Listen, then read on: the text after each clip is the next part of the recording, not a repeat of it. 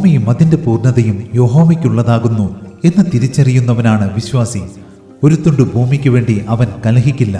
എന്നാൽ അവിശ്വാസി അല്പനേരത്തേക്ക് കാണപ്പെടുന്നതും പിന്നെ മാഞ്ഞു പോകുന്നതുമായ ആവിയാകുന്നു ജീവിതം എന്ന സത്യം മനസ്സിലാക്കാതെ ഒരായുഷ്കാലം മുഴുവൻ മണ്ണിനു വേണ്ടി കടിപിടികൂടും.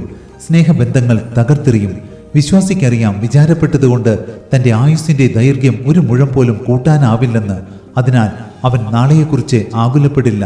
എന്നാൽ അവിശ്വാസി ജീവിതം ക്ഷണികമാണെന്ന യാഥാർത്ഥ്യം തിരിച്ചറിയാതെ നാളേക്കായി വിചാരപ്പെടുന്നു. അതെ, ഒരു വിശ്വാസി അസ്വസ്ഥതകളുടെ മധ്യത്തിലും പരീക്ഷയോടുകൂടി ദൈവം ഒരു പോക്കുവഴിയും ഉണ്ടാക്കുമെന്ന വിശ്വാസത്തോടെ തൻ്റെ ജീവിതം ദൈവത്തിൽ സമർപ്പിച്ചുകൊണ്ട് സ്വസ്ഥമായിരിക്കും. എന്നാൽ അവിശ്വാസി സുഖസമൃദ്ധിയുടെ മധ്യത്തിലും അസ്വസ്ഥനായിരിക്കും. സത്യത്തിൽ ഇതൊക്കെ തന്നെയല്ലേ ദൈവത്തെ സേവിക്കുന്നവനും സേവിക്കാത്തവനും തമ്മിലുള്ള വ്യത്യാസം.